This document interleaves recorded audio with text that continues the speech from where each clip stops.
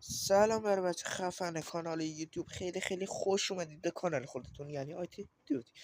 امروز اومدیم با هم با کامنت های زیبای شما که اینقدر بهم انرژی داد، اینقدر بهم کمک کرد که من با انرژی بیام این ویدیو رو بگیرم که حتی مریض شدن من فراموش کردم، با انرژی اومدم ویدیو بگیرم.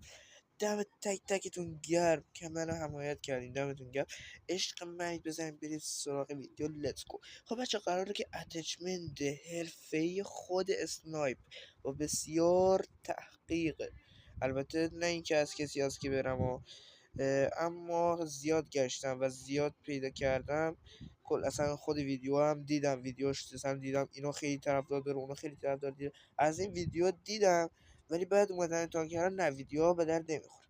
اومدم خودم یه سری چیزا رو چیدم، باهاش بازی کردم، پلی دادم، اصلا عشق کردم. خودتون میدونید که یکی از حرفه‌ای ترین برای برای اینکه بازیت خوب بشه، یکی اول باید اتچمنت خوب داشته باشی، سنسیتیویتی خوب داشته باشی و مومنت خوب بسازی، یعنی یاد بگیری مومنت سازی کنی.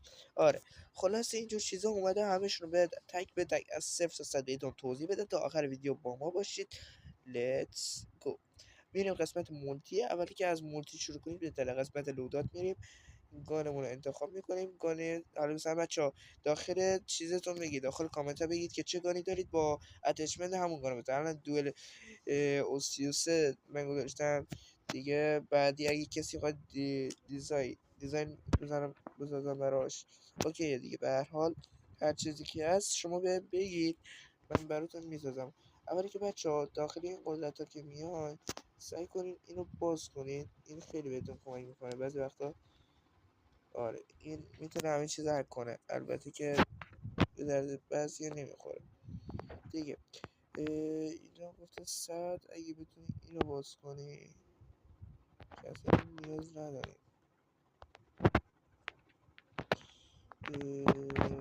قدرتش حالا بخیه بچه ها، این دوئل او33 Q33 البته میگن. بچه بین این اسنایپ ها هر کدوم که انتخاب میکنید بگید، من اتچمنت اصلش رو براتون میگم، بهترین اتچمنت رو بهتون میدم که خودتون پشماتون بریزه. بچه اولی که بهترین کار اینه که حالا چه فرق میکنه چه لجند باشه چه لجند نباشه.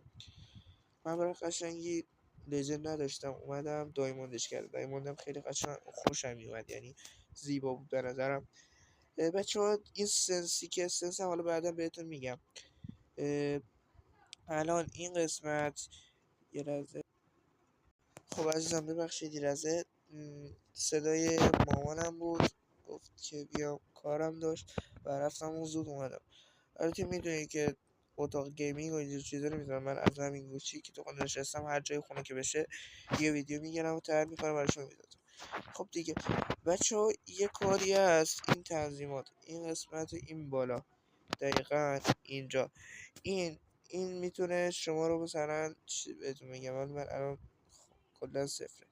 ایمتون رو کوچیک میکنه، میدونی چی میگم؟ ایمی که میزنید و کوچیک بزرگ میکنه. الان ایم من میخوام مثلا کوچیک کوچیک بشه، سیف زدم کوچیک کوچیک. حالا بعد بهتون امتحان میگم. بعد یکی دیگه که میتونه تو بازی شما تاثیر بذاره، از این ایم وسط گان اسکوبه. اگه اینو خوب بذارید خوب هم میتونید بازی کنید، یعنی درستش اصلش رو پیدا کنید، خوب چیزی که واقعا نیاز دارید. من اینو گذاشتم چون خیلی ساده بود، همینو گذاشتم دیگه.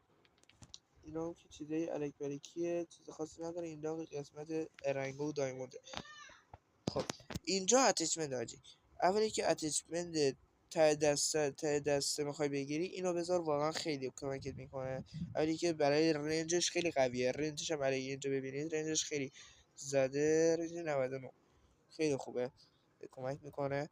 بعد اینکه اینجا این رنجش کمک نمیکنه، اما اگه کوتاه بذارید قدرت بیشتری داری، یعنی دمیج بیشتری میده. اوکی، اینجا که اصلا هیچی نمیخواد. بریک هم اینجا باید اینو بذارید، این کلته خیلی مهمه. اگه اینو بذارید مثلا میتونید گان تو سری، وقتی نایف دستتونه سری میتونید گان تو عوض کنید، خیلی قدرت خوبیه. بعد اینجا بچه اینو بعضی میزنن که مثلا آتیش میگیره یا نور سفید میاد، این اصلا به درد گونی میخوره. فقط اینکه 4 تا تیر داره 4 تا تیرش به درد نمیخوره واقعا. اما اینو اگه بذارید همین که قدرت داره نه که نداره، میتونی بهتر هم بزنی.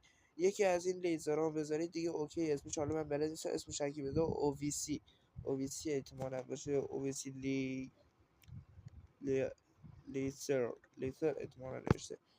خب همین. بعد دیگه اینجور چیزا تموم. این چیز بود، سنسش بود، یعنی نه اتچمنت بود، ببخشید بچه ها. میریم قسمت ستینگ که اومدیم میام سنس منو خوب ببینید. اگه میخواین واقعا اسنایپتون خوب باشه همین سنس رو بزنید. خود من همین سنس رو میزنم، خوشم میاد از همین سنس. اوکی این سنس ها بزنید دیگه حل میشه. و اینکه اینو بزنید. الان مال من مود مولتی هست یعنی برای همین. بچه برای اسنایپتون یادتون باشه اینو همیشه رو اون بذارید، چون که کمک میکنه ایمتون زودتر باز بشه. دیگه چیز خاصی نداره. شاتگان و اینجور چیزا که بعدا براتون میذارم. و مرسی که تا اینجای ویدیو با ما بودید. امیدوارم این ویدیو بهتون کمک کنه که بازیتون بهتر بشه. و اگه گانا حتما هم زیر داخل همین ویدیو کامنت بذاری که چه گانی یعنی چه اسنایپی بازی میکنید که همون اتچمنت اسنایپ خودتون رو براتون بذارم. و اینکه لایک کامنت سابسکرایب یادتون نره. حالا لایک هم نکردید حداقل یه ساب کن که ما سابمون بره بالا، بشیم خانواده 30 تا بشیم. دمتونم گرم. مرسی که تا اینجا ویدیو بودید. عشق منید. میرم که ویدیوی بعدی رو براتون ضبط کنم و ادیتش رو یعنی ادیت کامل رو براتون بزنم. منتظر شما هستم که تو کامنت ها بگید چه گانی استفاده میکنید که براتون بذارم. دم همگی گرم.